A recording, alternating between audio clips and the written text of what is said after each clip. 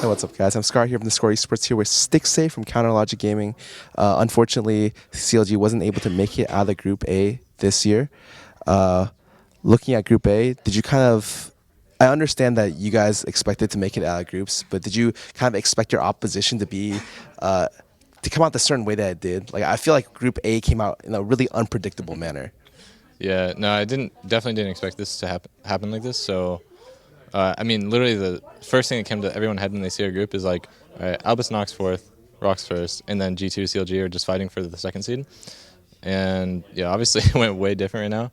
I think the Albus NoX and ROX playing for first seed right now, but they both made it out. So definitely a lot different than I expected, but yeah, it feels bad. This is your first Worlds ever. I want to say, like, what was the feeling of making it here? Well, honestly, like I had a really good season, especially for someone who just started playing League competitively. So like literally my first split, won the split, went to MSI, did really well there, and then didn't have such a good showing in summer split, but we still made it to Worlds. So it's like couldn't really have asked for more. So pretty proud of what I've accomplished. I know a long time ago, your coach, Tony, made a really controversial statement. He said that, I think Stixxay is already better than Doublelift. And this was, I think, back maybe around spring or the start of summer. A lot of people really scoffed at that comment back then. Now, looking at Worlds right now, at current form of all the North American ADs, I think most people evaluate you at first and or second. Is this kind of a surprise to you? Because even at the start of summer, you weren't playing very well, but somehow just had a really dominant showing the last couple months. Well, no, it's not really surprising to me. Like, I don't really like being cocky, but I play versus these people all the time, so I know, like, at my peak, I'm better than everyone. But it's just, for me, it's like a matter of getting to my peak. And for some reason, typically early on in the split, I don't play as well as I do at the end of the split during, like, playoffs and like, international tournaments. So it's hard to really say how, like, really good I am because I'm just kind of inconsistent. But I think at my peak, yeah, I'm better than everyone, so. Let's talk a little bit about the tournament. You guys ended up playing against a lot of these bottom lanes. Who in Group A kind of really surprised you? Let's see. Who's in my group? Oh, you asking like bottom lane? Yes. Specifically? I guess it's probably just Praying Gorilla. I didn't really think the other bottom lanes were like too good. Yeah, Praying Gorilla just kind of like the movements they have towards you is just kind of scary sometimes, especially like Gorilla and Alistar. He walks up when he knows you're gonna be scared, even he has no intention of doing anything. He can just like run at you and it's like scary. So yeah, I guess probably Praying Gorilla. They just kind of pressure the lane really well. So. Let's talk a little bit about the game against ROX. You guys were coming in against a team that was, while they were tied with you, they had lost every early game for the entire tournament, and somehow had a great early game against you guys, and it kind of was made possible by a really early bot lane gank. Did you guys kind of expect that bot lane gank to happen? Yeah, we 100% knew it was gonna happen, but I'm pretty fatigued right now, and it's hard for me to like. It's like it's hard to explain how it kind of works, but it's like I know it's gonna happen, but I can't control it. So it just kind of, I just let it happen. So yeah, it kind of sucks to happen. We played the games pretty late here, and I don't want to use that as like an excuse. I still could have lived from it, but yeah, it's pretty much like we knew 100% going to happen. It's the only play they can make bottom. So. With that in mind, did you feel like you had any problems with like either the format of Worlds or the meta, or did you feel like it really suited you as, I would say, one of the premier Caitlyn players? Oh boy, premier Caitlyn player. Well, I think the meta is like pretty okay towards me. I think my like ideal meta is like all the long range AD carries like Jinx, Tristana, and Caitlyn. And honestly, I thought this World's was going to be like that, but it was more just like some people were picking up Caitlyn. The rest is like Ezreal, Jhin, sometimes Lucian. So, but yeah, the meta was like okay for me. It was definitely wasn't bad. So I enjoyed it. It was fun.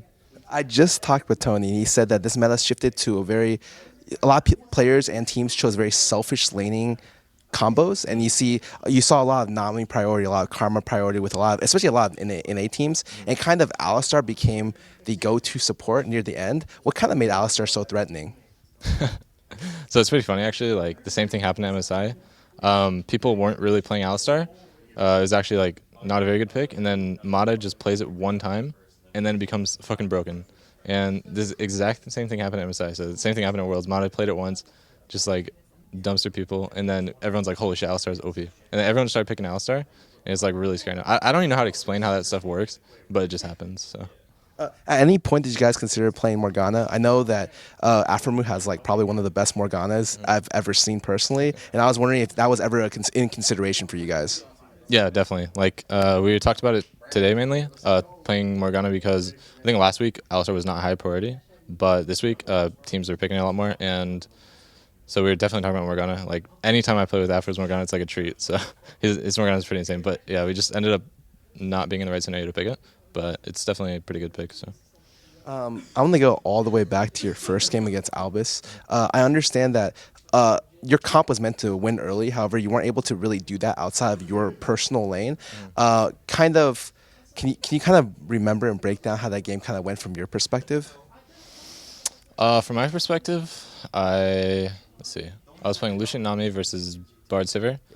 So pretty much to win that lane, we had to play really aggressive. So I'm constantly eating in. And we had like a 30 CS lead bottom until I messed up one of my dashes. Dashed and got exhausted, and then they ended up killing us actually. So, in my opinion, I was kind of the reason why our early game didn't go so well. But yeah, I don't know. It was really weird.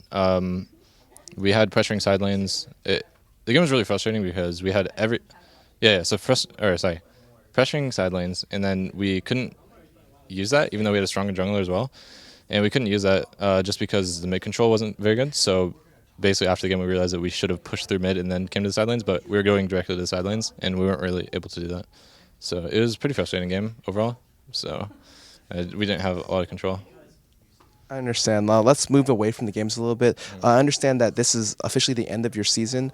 You have off-season approaching. What are your plans for the off-season? Just kind of like a vacation for you guys before the next LCS split starts? Or are you going to do some hardcore training in maybe a foreign country? No, I think I'm going to take a small break from League. Definitely going to do some vacation with friends and start going back to the gym again because I haven't been in the gym in like a month since boot camping in Korea and stuff. So I guess just doing more my personal life stuff, and yeah, I haven't really planned too much. I didn't really expect to lose in groups anyways, but I guess I can start planning now. As a final question, so a lot of people saw CLG at the start of the year as a team that gave up Doublelift to bring in friendship, like teamwork and friendship. This is the end of the season. At the very end, tail end of the year, do you guys feel like you guys succeeded in your like projections early? Outside of winning worlds, do you guys feel like you did a reasonable, successful job, kind of pushing what you guys wanted to push throughout the season? Yeah, I mean, I think we did a pretty good job. Like I said, like it was my first split ever. I won the split, and then with them, I did super well. Came to Worlds, and with it, that was with a new roster. So it was like the same 3 veterans and then 2 new rookies. And I would say that coaching staff did a really good job. All the players did a really good job of working with each other. Like we didn't even have like a super good showing in summer, and we kind of just went to Korea and fixed like so many of our problems to where we were actually like a good team again, even though we weren't that dominant in NA.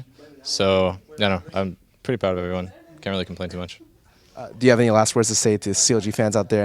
Anyone? I know some of them are disappointed, but they're looking at you right now. What do you have to give them? Well, sorry we couldn't make it out, guys. We were pretty confident that we would, and yeah, definitely wasn't expecting to lose to ROX. We thought we'd win 100%, but yeah, I don't know. It just kind of sucks, and we'll try our best next time. So thanks for all the support, though. Here with CLG's AD carry Stixxay. I'm Scar here from theScore eSports. You can find more content online or on our mobile app. Thank you guys. Hope you guys have a nice day.